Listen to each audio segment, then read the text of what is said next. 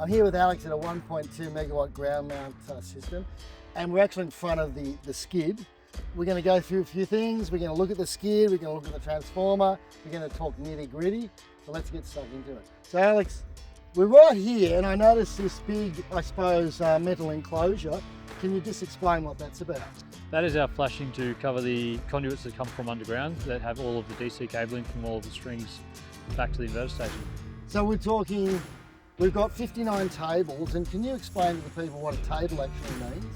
Table is the mounting system we're using to actually hold the panels. It's the racking, and each table has 18 panels on the bottom and 18 panels on the top, each of which is a string. So this is a static array. This is not tracking in any way, shape or form. 20 degrees, 25. About thereabouts. Thereabouts. And we're talking about it's a ground mount system.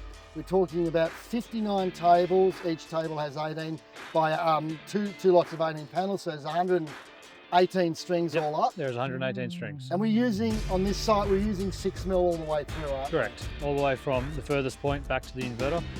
6 mil is sufficient for what we're using. Yeah, so I noticed obviously with this this enclosure as well that it's earth. What is the earth? Is there one particular size earth on this site that they're using across the board, or are you talking about different kind of earthy sizes? Depends on the location. So the AC side, because we've got 95 mil cables, we're using a 25 mil earth. Yep. The lids here have got a 10 mil earth on them, and most of the array has up to 70. 70 mil earth. Yeah. So that, when you say the array, obviously the structure of the array, because we're talking about a metal array. Now, here's an interesting question. If the structure of the array was all plastic, would there still be an earth? No, because the infrastructure, as long as it's double insulated, would not need to be earthed. But of course you'll never see that because these kind of farms, and this is a small farm, let's say it's 1.2 megawatt, invariably you're talking about the majority of the material structurally being steel, hot dip galvanized in most cases. Oh, let's move on a little bit. So we've got, we'll talk about the AC isolators later on.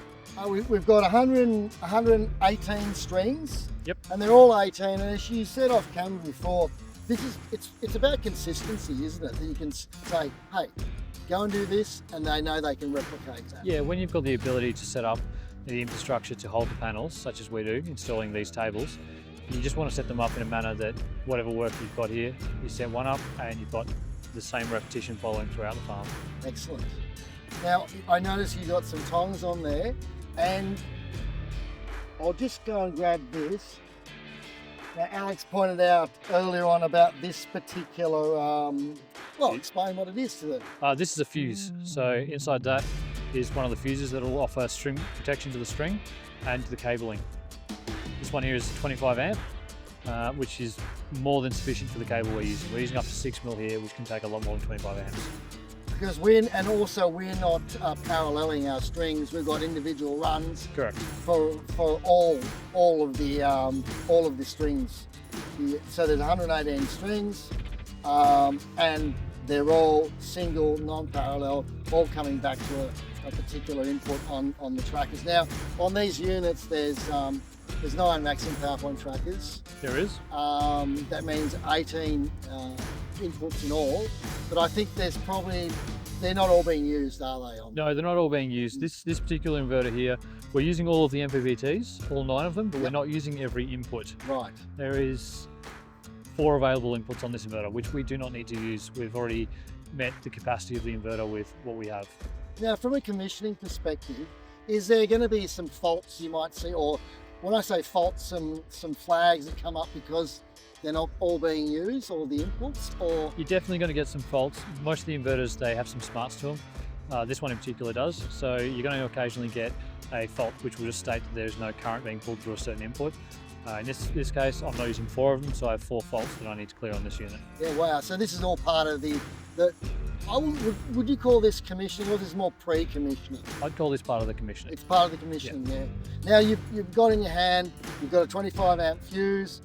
We're using, and that's obviously more than sufficient for the short circuit current of the panels you're using, as in the strings. Yep. So I think they'd be around about a 9 or a 10 maybe 11, I'm not sure. The panel's ISC is 14.7. I'm way off there. Yeah, so it's much lower than the fuse. Absolutely. And it's much lower than, even if we were to times that by 1.25, we still wouldn't need a 25. And that's one thing that a lot of people find difficult trying to get their head around, the fuse rating. Yep. But it is you just have to check your standards. Now you pulled this out before to show me, and effectively there's something wrong with this particular. Yeah, so part of the commissioning, we go around and check every single string to make sure that current is being pulled through that string after we've done a voltage test. Now this one did pass the voltage test because we've stuck our probes in the end.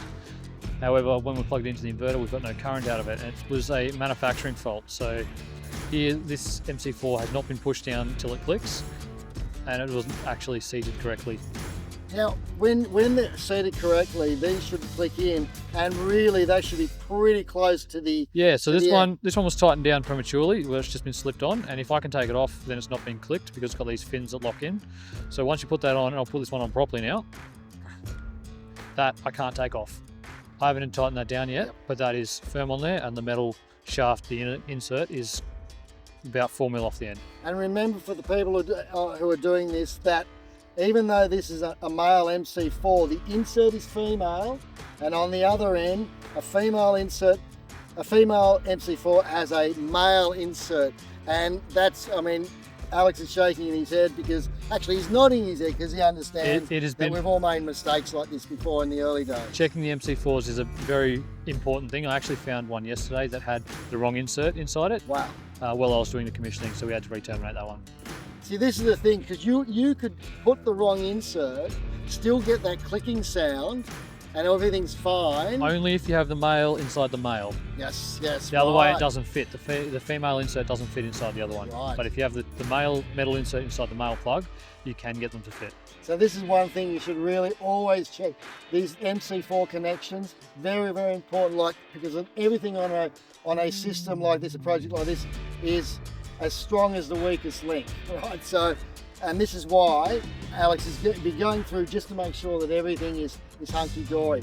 Okay, so we've got the earth, the 25mm earth coming down, and from the inverter. So let's move on a little bit further here. Now, obviously, you've got your tongs on, but this area of the sun growth, it's enclosed, isn't it? You've got the lid coming down, and it's quite a neat sort of unit. Now, within the inverter, what are we talking about? What's in the guts in this part, and what's over here? This side here is our AC connection points. This is where our 95mm cables can terminate. Yep. This whole side is dedicated primarily to the AC connection termination, as well as the communications card. So we have a smaller conduit here. This one here contains our RS485 connection, which goes back to our data logger and allows us to daisy chain all of the inverters for the communications. So, because this is obviously a non-STC site, you're talking about LGCs, you're talking about Class 1 monitoring and all that requires. Can you elaborate a little bit on that? Also, fault monitoring. So this will connect to, in this case for SunGrow, we're going to connect to the iSolar cloud. So it's monitoring external to the site, making sure there's no faults in the inverters, no earth faults, and the system is producing within tolerance. So that'll also give you independent strings and allow you to do some fault finding before you come to site. That's an interesting one, the fault finding, because if we had used a system where we had parallel the strings, it's a little bit harder, isn't it? A little bit, you still can identify it to an input. Right. That makes sense. So I was able to identify this string before I came around to this inverter, knowing that this string was plugged in but wasn't pulling any current, and that's how I found that fuse. Now, I know each maximum power point tracker has a maximum current input. Now, does each input, can you max out on each input on these? Depends on the inverter you're using. These ones you can. So even though you've got two inputs, you can use one to the fullest of its extent within the tolerance of your MC4 plugs. That allows for a lot of flexibility, doesn't it? It does. A lot of smaller units, residential units specifically, they've removed that ability because of the need for the 1.25 times. Right. For the circuit breaker or internal fusing. Now the fuse inside, are they like a little HRC fuse? Yes, sir. And so so remember, like a fuse is not like a circuit breaker. You can't reset a fuse. No. Once it goes, it goes. It's there purely to stop nasty things from happening, for Correct. want of a better expression. If we have a fault in any of these cables and they short circuit, the fuse in these will blow, disconnecting the PV array from the inverter permanently Excellent. until a technician's able to come to site and evaluate why that fuse blew, rectify the issue and replace it. Yeah, right.